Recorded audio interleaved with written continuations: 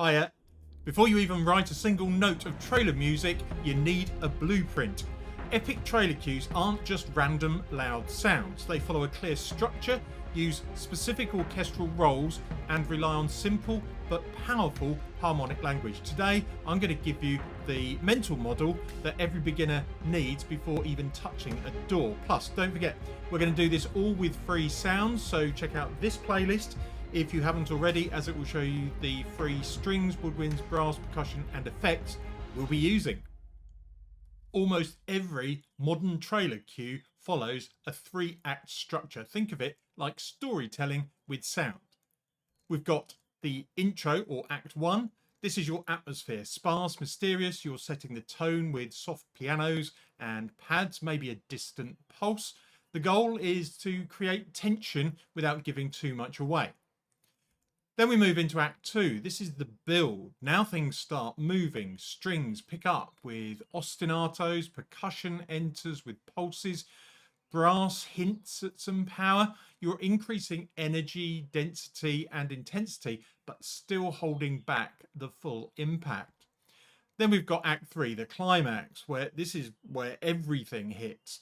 Big drums, full brass, choirs, synths, impacts. It's your payoff your entire cue has been building toward. If you remember nothing else from this episode, remember this: trailer music is escalation. Each act must feel bigger than the last. Even if you're writing hybrid music, the orchestra still forms the backbone. Here's the simplest way to think about each section. Strings give motion. They create movement, fast ostinatos, repeating patterns, rhythmic pulses. Strings keep the cue driving forward. Then we've got the brass. This is your hero moment. This is the power. Horns and low brass deliver the weight, the aggression, the epic feel that everyone recognizes. And percussion gives you impact. It's the glue of trailer music. Taikos, toms, big hits. They define the rhythm and give your climax its punch. If strings are the engine, brass is the muscle, and percussion is the heartbeat. Trailer music isn't harmonically complicated, and that's good news for beginners. Most trailer cues live in minor keys because they naturally feel tense, dark, and dramatic. Ostinatos, these are the repeating rhythmic patterns, usually in the strings or synths. They create momentum without needing complex chords. You also have pedal tones, so when one note is holding in the bass and the chords change above it, it gives you instant tension and instant scalability. And simple progressions. You'll see a lot of minor 1 to major 6 or 3 to 7, all variations of it. You don't need jazz harmony, you just need clarity and emotional direction. Trailer harmony is about feeling, not complexity.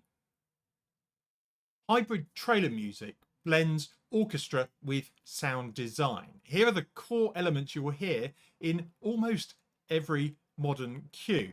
You've got Brahms, which are deep metallic cinematic blasts. They add weight and scale, perfect for transitions or emphasizing big moments. Risers are sounds that build upward in pitch or intensity, and you will use these to lead into hits or transitions. And also whooshes, short, fast sweeps that add motion, great for accenting hits or making transitions feel smoother. These elements aren't just ear candy, they're structural tools that will help guide the listener through your cue. So, that's the blueprint. A 3-act structure, clear orchestral roles, simple but powerful harmony, and essential sound design elements. With this mental model, you're ready to start writing your first trailer cue. In episode 2, we'll take these ideas and actively build up the start of a cue step by step inside Logic. If you're excited for that, why not hit like and subscribe, and let's keep making epic trailer music together.